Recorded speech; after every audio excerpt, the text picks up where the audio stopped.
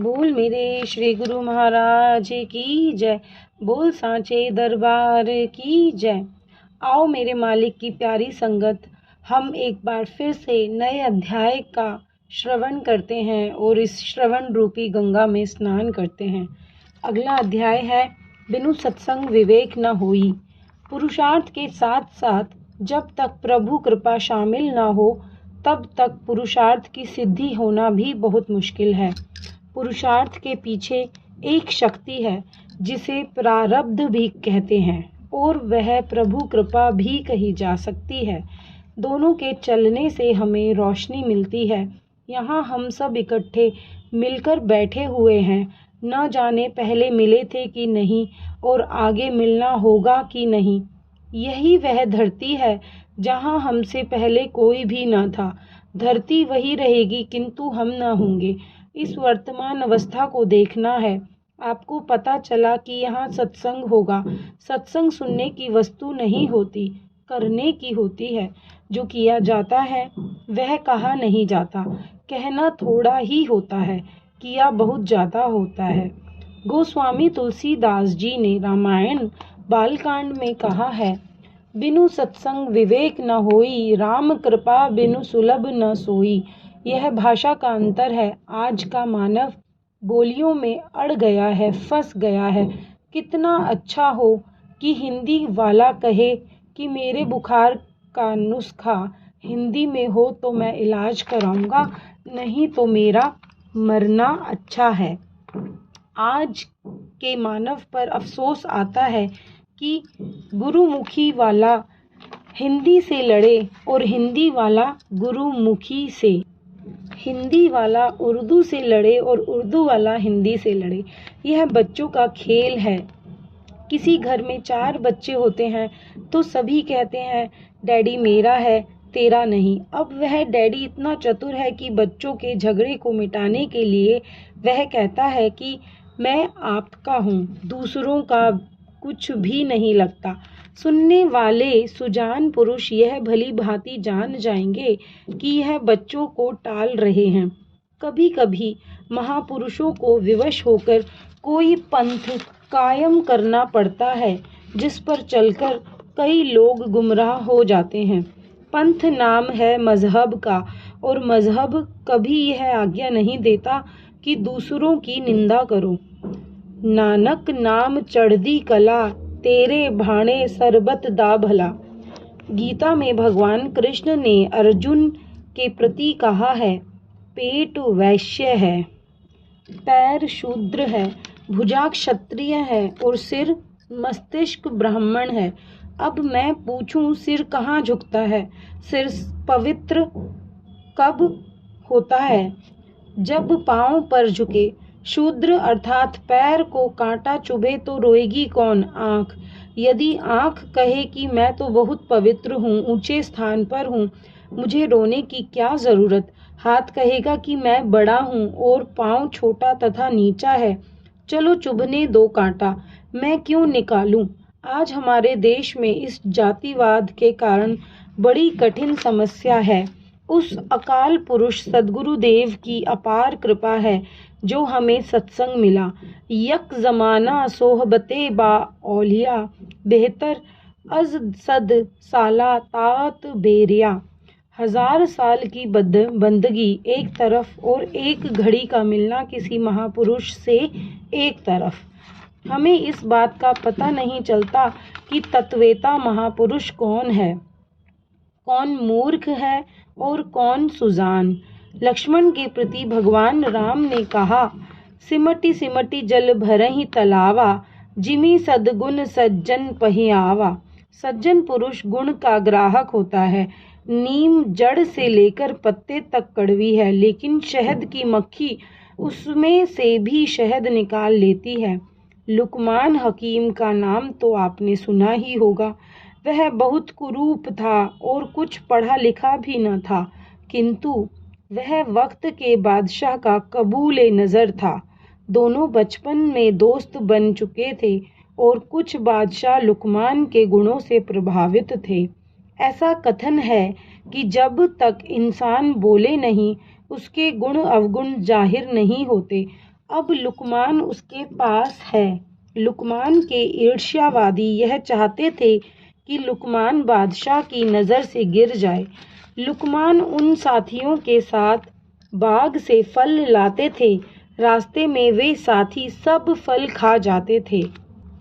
बादशाह के पूछने पर उसे बताते कि सारे फल लुकमान ने खाए हैं। हम इसको कुछ नहीं कहते क्योंकि यह आपका लाडला और प्यारा है।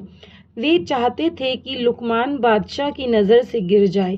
बादशाह फिर भी उसे नहीं छोड़ते। आखिर ईर्ष्यावादियों के बहुत कहने सुनने पर बादशाह तंग आ गया। उसने लुकमान से कहा, तेरी मेरी दोस्ती है, लोग क्या कहेंगे? लुकमान ने जवाब दिया, हुजूर, फल तो तेरे यह नौकर खा जाते हैं, नाम मेरा लगाते हैं। अब आपको यकीन कैसे आए? लुकमान ने फिर कहा, यकीन का एक ही सबूत है कि हम सबको बगीचे से आने के बाद पेट भर कर गर्म पानी पिलाया जाए और हुजूर थोड़े घोड़े पर चढ़ बैठें और हमें घोड़े के पीछे दौड़ने का हुक्म हो। जब हम दौड़ेंगे तो आपको पता चल जाएगा कि फल किसने खाए हैं। जब ऐसा किया गया तो सबको उल्टी आई। तो लुकमान के अंदर से तो गर्म पानी ही निकला, पर दूसरों के अंदर से फल निकले। यह देखकर बादशाह बोला, मूर्खों, फल तो तुम खाते थे और बदनाम लुकमान को करते थे। इस प्रकार वे झूठे हो गए। बादशाह ने लुकमान से पूछा, सच बताओ, तूने अक्ल कहाँ से सीखी? लुकमान ने जवाब दिया, हुजूर, मैंने अक्ल बेवकूफ़ों से सीखी। बादशाह बहुत हैरान हुआ। तब लुकमान ने कहा, हुजूर, जो बेवकूफ़ करते हैं मैं नहीं करता। इस प्रकार मुझे अक्ल आ गई। गुणवान व्यक्ति यह नहीं पूछता कि मैं किसकी संगत कर रहा हूँ। जात ना पूछो साध की, पूछ लीजिए ज्ञान। मोल करो तलवार का, पड़ी रहन दो म्यान। हमें तो तलवार ने काम देना है, म्यान ने नहीं। हम सोचते हैं कि यह साधु कैसा है। यह भी कोई गाय भैंस की मंडी है कि जिसको पसंद करके खरीद लाना है। गोस्वामी तुलसीदास जी कहते हैं, बोले मधुर वचन जिमी मोरा, खाएं सदा अहि हृदय कठोरा। मोर बहुत अच्छी बोली बोलता है, पर उसका हृदय इतना कठोर है कि वह सांप खा जाता है। अच्छे बोलने वाले साधु को यह न कहो कि पूरा साधु है। जायदाद मालिकी वाले को यह न कहो कि अच्छा है, अच्छा नहीं है। विद्वान को भी साधु न कहो। रावण कितना गुणवान था, जो शबरी काम कर सकी वह रावण न कर सका। मैंने सारी दुनिया छांट मारी है, पर मुझे ऐसा कोई वैज्ञानिक नहीं मिला जो यह बता सके कि जिस खेती को पानी ने मारा हो अर्थात सुखाया हो, उसे कोई हरा कर सके। पानी खेती को पैदा करता है, लेकिन ज़्यादा पानी देने से खेती मर जाती है। जैसे धूप खेती को सुखा देती है और पानी उसे हरा कर लेता है, किंतु पानी का सुखाया हुआ कौन हरा करेगा? गुरु साहिब कहते हैं, पढ़ पढ़ गड्डी लदियही, पढ़ पढ़ भरियही साथ, पढ़ पढ़ बेड़ी पाइये, पढ़ पढ़ गड़ियही खात। पढ़ियही जेते बरस बरस, पढ़ियही जेते मास, पढ़ियही जेती आर जा, पढ़ियही जेते सास। नानक लेखे इक गल, होर हो मैं झखंडा झाख।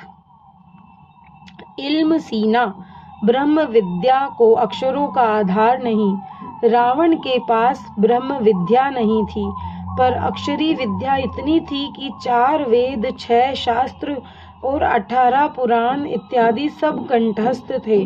कबीर जी कहते हैं, 4 18 9 पढ़े, खट पढ़ खोया मूल। सुरत शब्द चीने बिना, ज्यों पंछी चंडूल। जब तक अंतर सुरत को आत्मा में युक्त नहीं किया, इस चमड़े के अंदर मैं कौन हूँ? बाहर तो सब कुछ देखा, चश्मे बीनद हर कमो हर बेशरा। सब कुछ इस आँख ने देखा, पर इस आँख पर लानत है कि अपने आप को नहीं देखा। अपने आप को देखना तो बहुत सहज है, शीशा सामने रख लो, अपनी आकृति को देख लो। ऐसा तत्वेता पुरुष सद्गुरु हमें चाहिए, जो हमें अपने आप को दिखावे कि मैं कौन हूँ। शीशे में हम अपना मुंह देखते हैं, लेकिन अपने आप को कैसे देखें? यह हमारा शरीर है, हम नहीं। यह सारा शरीर हमारा हुआ, हम कौन हुए? इसका नाम है सत्य असत्य का निर्णय। गुरु साहिब कहते हैं, मेरे माधव जी सत्संगत मिले सो तरिया, गुरु प्रसादी परम पद पाइया, सूके कासट हरिया। जब सत्संग मिलती है तो इंसान तर जाता है। गुरु कृपा से सूखी लकड़ी भी हरी हो जाती है। तिब्बत की ओर एक पक्षी चंडूल होता है। वह एक जगह बैठा रहता है। यदि कोई पक्षी बोलता है तो चंडूल उसी की बोली बोलने लगता है। पक्षी उसे अपना साथी समझकर उसके पास चला आता है। तब चंडूल उस पक्षी को खा जाता है। हम तरह तरह की बोलियां बोलते हैं दूसरों को रिझाने के लिए। बात बनाई जग ठगा, मन प्रबोधा नाही, कहे कबीर मन ले गया, लख 84 माही। दूसरों को तो बोलियां बोलकर सुना दी, पर अपने को कुछ न सुनाया। श्री गुरु महाराज जी फरमाते थे, साधु वक्ता वह है जो अपने को सुनावे। अपने को सुनाओ तो दूसरे को सुनाया गया। दूसरों के कांटे तब हटाओगे जब अपने पाँव में जूता होगा। सदा करनी ही प्रमुख हुआ। कश्मीर में पंचम पातशाह श्री गुरु अर्जुन देव जी के शिष्य रहते थे। वह वैरागी साधु माधो दास जी थे। उन्होंने गुरु आज्ञानुसार वहाँ कथा करनी शुरू करी। महापुरुषों का काम है कि चौकीदारी के समान सोए लोगों को जगाना। नावें पातशाह श्री गुरु तेग बहादुर जी फरमाते हैं, जाग लेहू रे मना जाग लेहू, कहाँ गफल सोइया, जो तनु उपजिया संग ही, सो भी संग न होइया। करनी का नाम साधु है, लिबास का नाम नहीं। साध नाम निर्मलता के करम। माधोदास जी का कथा ये जो किया करते थे उसके लिए कहते हैं, कुछ दिन पहले कश्मीर के राजा का हार गुम हो गया। उसे ढिंडोरा पिटवाया। जो हार लाकर देगा उसे वही हार इनाम में दिया जाएगा। साथ ही यह हुक्म भी दिया गया कि रात 10 बजे के बाद जो कोई चलता फिरता नजर आए उसे पकड़कर फांसी दे दो। एक लड़का नित्य प्रति कथा सुनने आया करता था। एक दिन उसे कथा सुनते सुनते देर हो गई। वह उनके चरण दबाने लगा। महात्मा ने कहा, बेटा जाओ, राजा गिरफ्तार कर लेगा। लड़के ने उत्तर दिया, महाराज आपसे ही सुना हुआ है, गुरु का सबद रखवारे, चौकी चौगिरद हमारे, राम नामी मनु लागा, जमु लजाई करी भागा। जब वह लड़का सेवा करके देर से गया तो चौकीदार ने उसे पकड़ लिया और राजा के सामने पेश कर दिया। राजा ने उसे फांसी की सज़ा सुनाई। राजा ने पूछा, जो तुम्हारी इच्छा हो बताओ, वह पूरी की जाएगी। गुरुवाणी पढ़ने वाले सब जानते हैं, जाको मुस्कलू अति बणे, ठोई कोई न देई, लागू होए दुश्मना, साक भी भजी खले, भजै सबो आसरा, चूके सब असराऊ, चित्ती आवे ओसु पार, ब्रह्म लगे न तति वाऊ। लड़के ने माता पिता को बुलवाया पर उन्होंने पहचानने से इनकार कर दिया। जगत में झूठी देखी प्रीति, अपने ही सुख सियु सब लागे, किया दारा किया मीत। तब उस लड़के ने अपने गुरुदेव माधोदास को बुलवाया। राजा ने माधोदास से पूछा, इसे फांसी दी जा रही है, आपको कोई शंका तो नहीं? माधोदास ने जवाब दिया, शंका करने वाले लाहौर बैठे हैं, राजा ने सोचा कौन गुरु अर्जुन देव को लाहौर से बुलवाए। उसने आज्ञा दे दी कि लड़के को फांसी लगा दी जाए।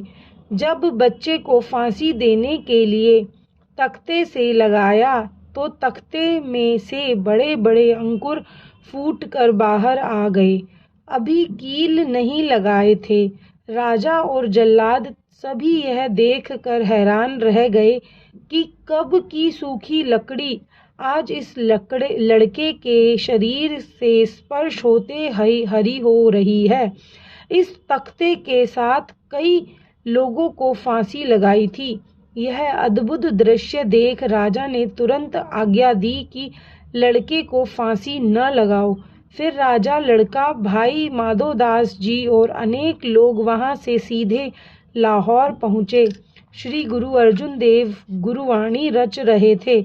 आप यह शब्द लिखवा रहे थे, काहे रे मन चितवही उदम, जा आहरी हरि जीव परिया, सैल पत्थर मही जंत उपाय, ताका रिजकू आगे करी धरिया। जब धरिया शब्द लिख चुके तो सेवक ने सूचना दी, महाराज कश्मीर की संगत दर्शन करने आई है। गुरु साहिब ने कलम वहीं रख दी और उन्हें अंदर बुलवाया। उन प्रेमियों ने सब कथा कह सुनाई। तब गुरु साहिब ने धरिया शब्द के आगे यह और शब्द लिखवाए, मेरे माधव जी सतसंगति मिले सो तरिया, गुरु प्रसादी परम पदु पाइया, सूके कासट हरिया। यह इतिहास बांधा गया है, लेकिन हम तो केवल पढ़ छोड़ते हैं। भैया कहने से कोई साहूकार नहीं होता। मैं यह नहीं कहता कि ग्रंथ कहते हैं, वह करेंगे कब। भई परापत मानुख दहे रुया, गोविंद मिलन की ही तेरी बरिया। यह ही हमारा पाठ बन गया है। इसलिए सत्संग की महिमा महान है। बिनु सत्संग विवेक न होई, राम कृपा बिनु सुलभ न सोई। सत्संग में बैठकर ही सत्य असत्य का निर्णय होता है। जो देखते हैं वह असत्य है, जो सुनते हैं वह असत्य है, जो दृश्यमान है वह भी असत्य है, जो दृष्टि से परे मन इंद्रियों से परे है वह सत्य है। उसको जपना, उस तक पहुँचना, असत्य का संग छोड़ते जाना और सत्य की ओर चलना, यही जीवन का ध्येय है। बोलो श्री सच्चिदानंद जी।